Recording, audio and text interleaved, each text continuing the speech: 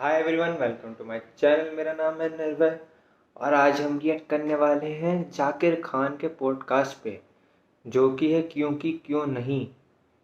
और उसमें आएंगे कपिल शर्मा जुगाटो के लिए अपने पिक्चर जो आ रही है। पॉडकास्ट ही होगा, इंटरव्यू पॉडकास्ट कुछ भी कह लो। जहाँ तक मुझे याद है इन्होंने इसमें और लोगों को भी बुलाया हुआ है, तो एक तरह से पॉडकास्ट ही हो गया क्योंकि क्यों नहीं। एक मिनट चेक कर लेते हैं। और चेक क्या करना है, शुरू ही करते हैं। थोड़ी लंबी है, 18 मिनट की है, तो जल्दी शुरू करते हैं। बाद में करेंगे, ठीक है। फ़ोन लगाते हैं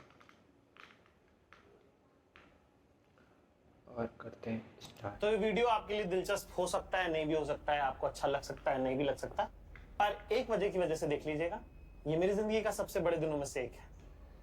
क्योंकि मैं जिनके साथ बैठा हूँ, मैंने इनसे बहुत सारा सीखा है, समझा है ना। और अपने काम, आपके काम में जो लोग आपसे बहुत आगे होते हैं, उनके सानिध्य में, उनके आसपास रहने से भी बहुत कुछ सीखने को मिलता है, ऐसा मेरा मानना है। तो आज हमारे काम में हम जिस तरह की जिंदगी जीते हैं, जीना चाहते हैं, उसमें जो सबसे ऊंचे पायदान पे हैं हिंदुस्तान में, वो आज मेरे साथ बैठे हैं। कपिल भाई, कैसे हैं? अरे लव यू जाकिर भाई, इतनी प्यारी प्यारी बातें आपने बोल दी, मेरे को टेंशन में हो गए। Thank you for having me on your show bro. मेरा बहुत दिनों से मन था कि मैं कैसे कैसे बात करने का मौका मिलेगा, क्या मिलेगा, पर मैंने कहा कुछ ना कुछ आप मन में चाहो, कुछ ना कुछ होता ही है। हाँ बिल्कुल बिल्कुल हो जाता है। मैं भी आपके वीडियो देखता रहता हूँ, तो मैं देखता हूँ यार, जैसे हमें तो एक प्लेटफॉर्म मिला है कि टीवी पे ऑलरेडी एस्टेब्लिश शो था लाफ्टर चैलेंज। यार मेरे तो हम दोनों फेवरेट कॉमेडी बिल्कुल एकदम स्टैंड से अप। जीरो फैन बेस से, अभी कोई नहीं जानता, सीधा पहला वीडियो डाला यूट्यूब पे और इतने वायरल हो गए। तो मैं वो देखता रहता हूँ आपके वीडियो कभी कभी कि यार एक, जैसे आप बोल रहे हो कि एक दूसरे से सीखने को मिलता है, हम सब सीखते हैं। तो मैं बड़ा पसंद करता हूँ भाई आपके वीडियो, मजेदार होते हैं, कनेक्ट करते हो आप लोगों को। थैंक यू भाई, थैंक यू वेरी मच। तो मैं आपसे क्रमशः पूछूंगा। क्या? मैं आपसे सीक्वेंस वाइज पूछूंगा आपसे। अच्छा। क्योंकि 4 दिन की कहानी है, तो 4 हाईलाइट आपको अपने जीवन के क्या लगते हैं आपको? 4 तो मुझे लगता है कि कम होंगे, क्योंकि लाइफ में इतनी सारी चीजें होती हैं। जैसे मैंने अपने नेटफ्लिक्स के स्टैंड अप में भी कहा था ना कि मुझे जिस सब्जेक्ट्स में मजा आता था वो मिले नहीं, या शायद म्यूजिक सीखना चाहता था। पर आज मैं सोचता हूँ कि अगर मुझे मनपसंद सब्जेक्ट मिल जाते तो मैं तो उन्हीं में लगा रहता। आज मैं यहाँ तक नहीं पहुंचता जो भी कर रहा हूँ। फिर आपकी जब शादी होती है वो सबसे बड़ा हाईलाइट होता है ना। और वो भी अपनी मनपसंद से हो जाए तो बहुत बड़ी नेमत है।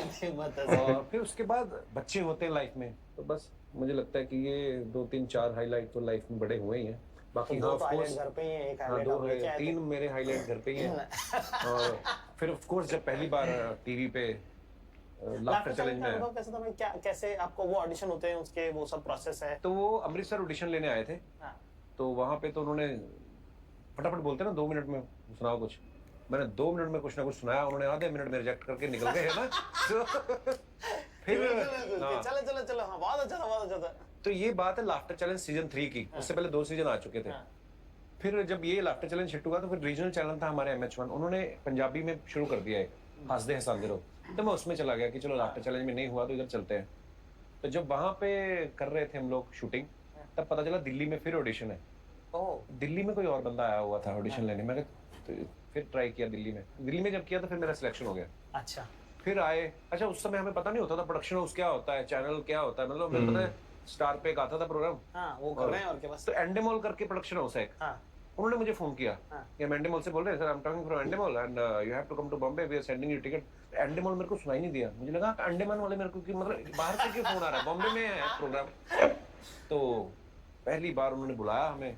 अच्छा, जब आपको कोई ज्यादा वो दे देना लग्जरी, तो साले अपने चुटकुले ना, वो दोबारा आदमी डाउट में आ जाता है कि जिस हिसाब से फ्लाइट है, फ्लाइट भी बड़ी लग रही है। फिर मैंने अपनी डायरी खोली कि ये चुटकुले, ये जो ट्रीटमेंट मिल रहा है उस हिसाब से ठीक है कि नहीं, कहीं कल को मैंने कहा ये चले ना, टिकट के पैसे ना मांग लें कल को हमसे। तो वो डर भी लग रहा था। फिर एक पहला एपिसोड जब हुआ, बड़ा एप्रिसिएशन मिला, बस फिर तो फिर लाफ्टर चैलेंज किया। फिर तो वो नेवर लुकिंग बैक। हाँ, फिर कुछ ना कुछ। तो सारी दुनिया बात करती है ना कि ऑब्जर्वेशन ऐसी होनी चाहिए, कॉमेडी में ये करना चाहिए, कॉमेडी में वो करना चाहिए, फलाना टाइप का। पर मुझे ऐसा लगता है कि कॉमेडी में समय बर्बाद करना बहुत जरूरी है। बहुत जरूरी है। वो आपको बहुत मटेरियल देता है। उस समय लगता है शायद ये कुछ हो नहीं रहा है, हाँ। पर वो सारी इन्वेस्टमेंट होती है। और जो हमारे बुजुर्ग बोलते हैं ना कि पढ़ा लिखा कभी बेकार नहीं जाता, तो पढ़ा लिखा सिर्फ किताबों का ही नहीं है।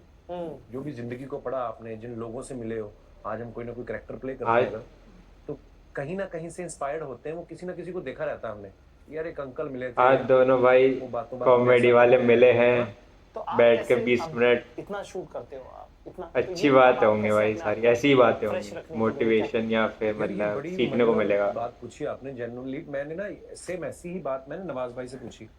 मैंने कहा हम जिस बेल्ट से आते हैं, जिस जगह से आते हैं, हम बात करते हैं, हमारे ह्यूमर में भी वही चीजें, ऑब्वियसली हमारी अपब्रिंगिंग ऐसे माहौल में हुई है, और वो सारी चीजें सुना सुना के अपना एक्सपीरियंस लाइफ का, वो किससे लोग हमारे साथ कनेक्ट हुए। अब जबकि ज्यादा जरूरत है, क्योंकि तब तो इकट्ठा हो रहा था सब कुछ दिमाग में, उसको खर्च करने के लिए कोई प्लेटफॉर्म नहीं था। अब जबकि ज्यादा जरूरत है आपको सोसाइटी में रहने की, पर वो पॉसिबल भी नहीं है। क्योंकि पहले जैसे सड़क पे निकल पड़ते थे, अब वैसा नहीं, लोग पहचानते हैं। अभी आप है ना फंस भी सकते हो। सो मेरा क्या होता है, कभी कभी मेरे पुराने जो दोस्त हैं, मेरे आज भी वही दोस्त हैं जो स्कूल कॉलेज के थे, तो कभी भी मौका मिले, जैसे अभी न्यू ईयर पे था, तो मैंने सारे अपने पुराने यार दोस्तों को फोन किए, मैं कहा आओ बैठते हैं। तो ले दे के मैंने देखा है, किसी ने किसी से नहीं पूछा तू क्या कर रहा, ले दे के वही मेमोरीज, तुझे याद है एक बार हम कॉलेज की पिकनिक में वहां पे क्या हुआ था, अरे याद है। तो यही सब बातें, तो फिर उनके बातों बातों में जो भी किस्से, आई थिंक वो बड़ी जरूरी चीज है। कट ऑफ नहीं हो सकते आप, कट ऑफ हो गए तो फिर आप वो मैकेनिकल हो जाओगे। वो बहुत जरूरी है ना कि आप लगातार लोगों से रसद आपकी आती रहे। बहुत जरूरी है। टीवी का ये जो कपिल शर्मा शो करने का जो अनुभव है आपका, पिछले 10 साल से लगातार कर रहे हो आप ये show, राइट। वो एक्सपीरियंस में कितना ग्रो करे आप, क्या क्या सीखा आपने एज आर्टिस्ट, क्या क्या सीखा आपने? यार मुझे लगता है कि हर एक एपिसोड के बाद कोई ना कोई नई चीज, जैसे आज पहले मुझे लगता था जब लाफ्टर चैलेंज में पहले ऑडिशन में रिजेक्ट हुआ, मुझे लगता है यार ऐसे कैसे रिजेक्ट कर गए, लेकिन आज जब मैं अपना वो सीजन देखूँ ना कभी, तो मुझे लगता है इन्होंने सेलेक्ट कैसे कर लिया मुझे। एक होता ना कि आप खुद को एनालाइज करते हो कि यार ये बड़ी कमी है परफॉर्मेंस में, तो वो करते करते ऑब्वियसली आप कोई भी काम करो, चाहे कोई सीरियस मूवी करो, नई चीजें सीखते रहते हो।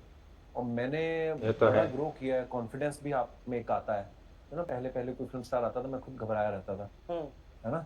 आजकल उल्टा है ना। क्या बात है। मतलब वही है, काम जितना आप काम करते हो।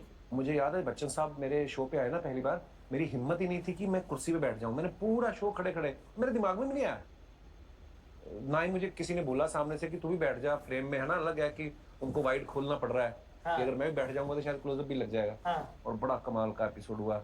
तो फिर मतलब पूरे बॉलीवुड को मैंने अपने घर में रिसीव करके उनसे मिला हूं, ऐसी सो इतनी खूबसूरत यादें हैं शो। यार एक डेकेड पूरा निकल गया, 10 साल, यार जनरेशन चेंज हो गई, बहुत होते हैं, हमें नहीं पता चला एक्चुअली। तो मुझे कभी कभी कमेंट्स आते हैं ना, सर मैं स्कूल में था जब आपका शो दिखता था, फिर मेरे को रियलाइज होता हम बड़े हो रहे हैं, है ना। नहीं तो आदमी अपने आप को मानता ही नहीं है। तो भाई मेरे को पूछना था आपसे कि बड़े बड़े लोग आपके शो पे आए, तो ऐसे कौन से नोटेबल लोग थे जिनसे मिल के आपको लग रहा था कि यार ये थोड़ा भारी है, मतलब जैसे अमित जी हुए। जी जी। शाहरुख खान से आप कैसा रहा वो वाला? यार शाहरुख भाई से जब पहली बार मिला था ना, वो आदमी में ना एक बात है, वो इतना बड़ा सुपरस्टार है, पर वो आप उनको भी पता है कि मेरे सामने शायद नर्वस हो जाएगा कोई, तो वो पहली बार में आपको मिलके पहले तो इतना कंफर्टेबल कर देंगे कि उसके बाद आप ऐसे हो जाते हैं, अच्छा और सुनाओ फिर शाहरुख भाई। तो जैसे मेरे को उन्होंने पहली बार अपनी वैन में बुलाया, शाहरुख भाई बुला रहे हैं मेरे शो।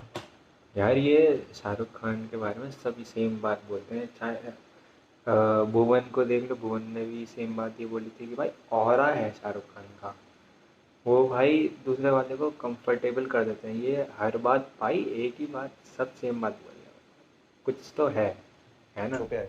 जब सब सेम बात बोल रहे हैं। दीपिका भी नई आई थी उसमें, हे दीपिका यू नो हिम, इसने देवदास का स्पूफ किया था, मैं इसका फैन हूँ। मैं सोचूं यार शाहरुख भाई ये बात बोल रहे हैं, शाहरुख खान है ना। तो फिर आदमी रिलैक्स हो जाता है। तो फिर 6 घंटे मेरे सेट पे रहे, इतना मजा किया हमने। तो वो एक बात तो है उस इंसान में कि जो उसको जानते नहीं अभी तक, मतलब स्क्रीन पे ही देखा है, वो तो उनसे प्यार करते ही हैं, जो एक बार उनसे मिल लेता है वो फिर वो उसके दिल में बस जाता है शाहरुख खान। क्या उससे प्यारा इंसान, बहुत ही। फेवरेट हीरोइन कौन सी आपकी दीपिका पादुकोण के अलावा? अच्छा ये तो कंफर्म है। दीपिका बहुत, मैं मुझे ना सिर्फ कई लोग ऐसे पूछते हैं, मुझे एक चीज ना वो भी बड़ी अपील करती है कि जैसे दीपिका की अगर बात करें, एक्ट्रेस तो कमाल है ही, लेकिन विदाउट एनी फिल्मी बैकग्राउंड इस इंडस्ट्री में आना और टॉप पे पहुंचना, एक जर्नी की भी रिस्पेक्ट होती है। क्या बात है, वाह। पर मैंने देखा जैसे कि आपका ये रनिंग गैग भी, आपका इतना लंबा शो है कि उसमें बहुत सारे रनिंग गैग्स भी हैं। जी। जैसे दीपिका एक रनिंग गैग है ना, कि एक वो पूरे टाइम वो बना रहता है कि रणवीर सिंह जब आ रहे तब भी दीपिका है उसमें। हाँ, क्योंकि अब एक ना लोगों के मन में भी एक रिलेशनशिप बन जाता है। है ना, कहीं मैंने उनके साथ कोई ऐसी फ्लर्ट वाली बात की तो लोग भी उसको एंजॉय करते हैं। तो बड़ा प्यारा सा रिलेशनशिप बन जाता है। ऑन स्क्रीन है, और ऐसा नहीं कि ऑफ स्क्रीन भी जब मिलते हैं इतने प्यार से मिलते हैं तो हाँ मजा आता है। भाई उस दिन जब मैं आपके शो पे जब आया था तब मेरा सबसे बड़ा हाईलाइट थे आपकी मम्मी। हम तो हर शूट पे आती हैं आपकी मम्मी, ऑलमोस्ट हर शूट पे। अच्छा। हाँ, अभी तो बड़ी पॉपुलर हो गई मेरी मम्मी। मैं लंदन में हम लोग शो करने के लिए गए तो लॉबी में बैठी हुई थी मम्मी। 4-5 लेडीज आई मेरे साथ फोटो खिंचा के निकल गई। तो मम्मी को बड़ा बुरा लगा कि मेरे को कैसे नहीं पहचाना। मम्मी ने पीछे से आवाज लगाई, हेलो, तो वो घूमी थे, अरे आंटी जी आप भी। मैंने कहा मेरे साथ नहीं फोटो खिंचाई। उन्होंने देखा, वो बड़ा एंजॉय करती है। इस उम्र में वो स्टार बन गई वो पूरी। वाह जी वाह, बहुत बढ़िया। उस दिन गाना कितना लंबा गाया उन्होंने। हाँ, वो जस्सी भाई ने माइक दे दिया ना उनको पता नहीं था ना। मेरी माँ मेरे को पता था नहीं छोड़ेगी माइक। आपने मम्मी माइक मजा मम्मी ने छोड़ा। हाँ, बड़ा वायरल हुआ। अच्छा गाया था लेकिन वो भाई, मैंने भी देखा था एपिसोड। पिताजी से कैसे संबंध है भाई, क्या क्या सीखा आपने उनसे? यार सच बताऊं तो मैं तब 22 साल का था जब पिताजी चल बसे। आई थिंक दोस्ती शायद उसी उम्र में होनी शुरू होती है। पहले तो डरते रहे हम, क्योंकि डैडी तो थे ही, पुलिस वाले भी थे। तो एक्चुअली जब कॉलेज में गया ना, मैं जब बाहर रहने लगा, मतलब जलंधर, अमृतसर से जलंधर दूसरे कॉलेज में एडमिशन हो गया, तो तब थोड़ा होता था कि कभी मेरे दोस्त आए अमृतसर तो बियर मंगा के रखनी। तो ऐसी बड़ी कम ही मीटिंग्स हुई, एक दो ही, मतलब उंगलियों पे आप गिन सकते हो। पर हाँ, वो दोस्ती होनी शुरू ही हुई थी कि वो चल बसे, कि उनकी मैं कुछ चीजें जान पाता उनसे। होता ना कि हम अपने, बेसिकली आपकी लाइफ में आपका पिता ही हीरो होता है ना यार, तो वो सब चीजें शायद उनसे पूछने का वक्त ही नहीं मिला। पर जैसे अखबार वगैरह में नाम आया कभी? हाँ, हमारा जब यूथ फेस्टिवल में हमारा प्ले आया, पहली बार जब प्ले किया वो 3rd आया था। तो 1st, 2nd, 3rd की ट्रॉफी और वो सब छोटी छोटी फोटो आती ना, जैसे पहले ऑडियो कैसेट के नीचे लिरिसिस्ट की फोटो होती थी इतनी सी। तो इतनी सी फोटो लगी, पहचान में भी नहीं, लेकिन मैंने डैडी को दिखाया, बड़े खुश। तो अपने उनके जो चौकी के SHO थे उनको जाके दिखा रहे हैं, घर से पेपर लेके गए। अच्छा। हाँ, तो मुझे कैसे पता चला? मैं एक बार ऐसे दोबारा डैडी से मिलने गया, बोले यही है मेरा बेटा जो मैं आपको दिखाया, स्मार्ट में फोटो आई। तो मैं वैसे ही कभी कभी दिल में आता है कि यार आज अगर होते, है ना। तो जब मैंने ही कभी नहीं सोचा था कि ये सब होगा, तो अच्छा लगता है उनको। पर ठीक है, मुझे तो लगता है कि यार वही करवा रहे हैं जाके हेड ऑफिस जाके ना। बिल्कुल काम जल्दी हो रहा है। और इसलिए भी शायद मम्मी को आप बहुत वो करते हैं। हाँ यार, वो मम्मी ने भी एक्चुअली ना, क्योंकि हाउसवाइफ है मेरी माँ। जब दोनों बेटे, मैं 22 साल का, मेरा भाई 23 साल का था, 1.5 साल ही बड़ा है मेरे से। तो एक लेडी के ऊपर इतना प्रेशर आ जाना, पर उन्होंने जिस तरीके से हैंडल किया उस चीज़ को, तो मुझे मेरी माँ बहुत बड़ी हीरोइन है मेरी लाइफ में।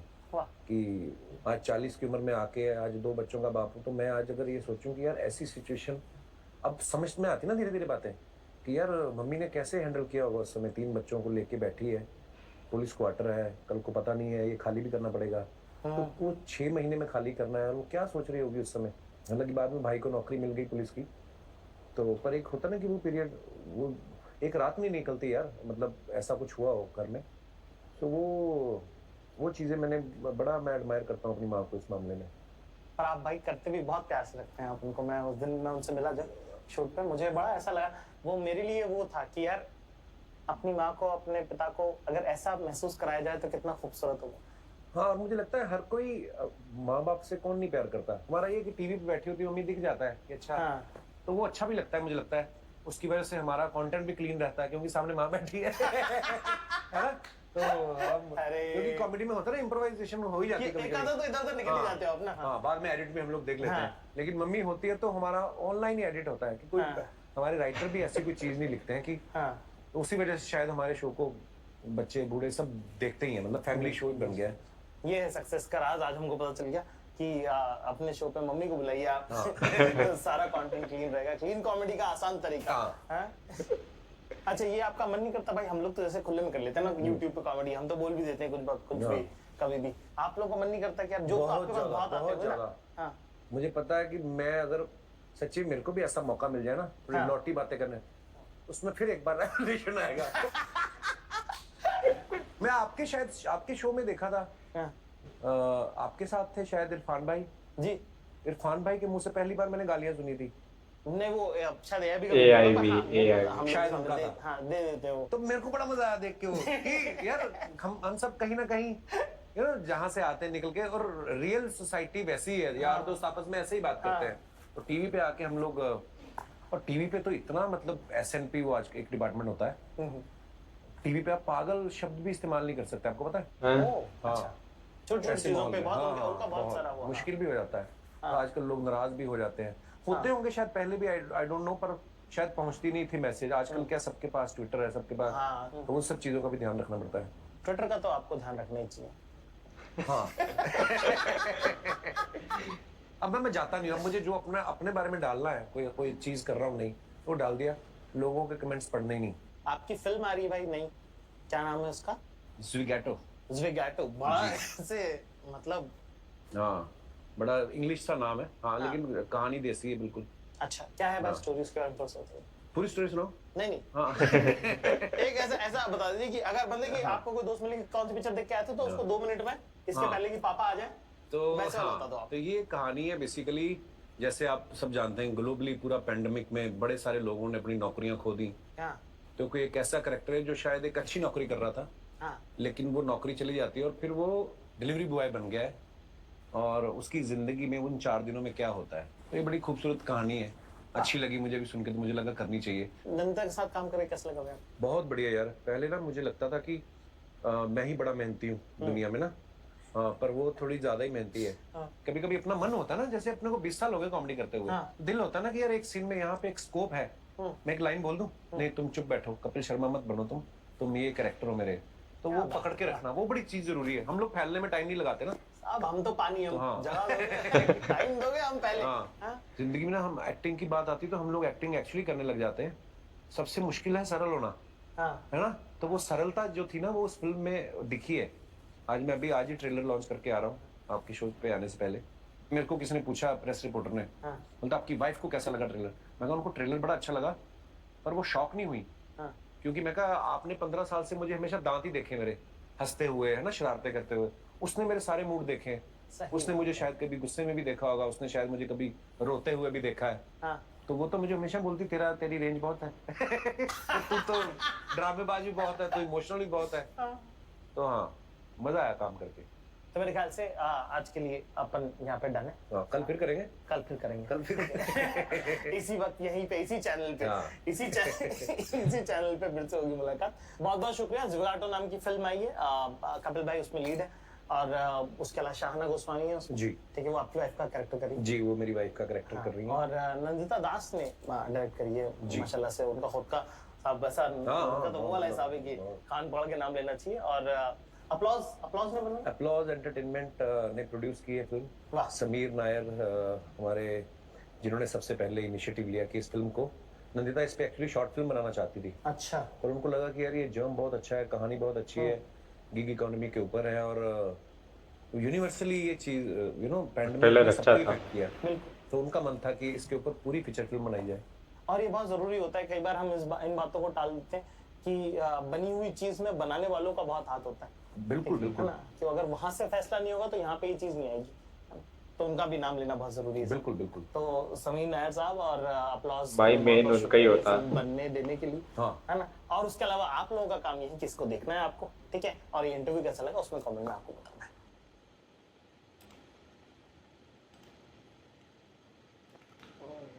ऑलराइट भाई, बहुत सिंपल सा और स्ट्रेट फॉरवर्ड था पॉडकास्ट या इंटरव्यू कह लो, और बहुत चीज़ें जानने को मिली, मतलब कपिल भाई की, है ना।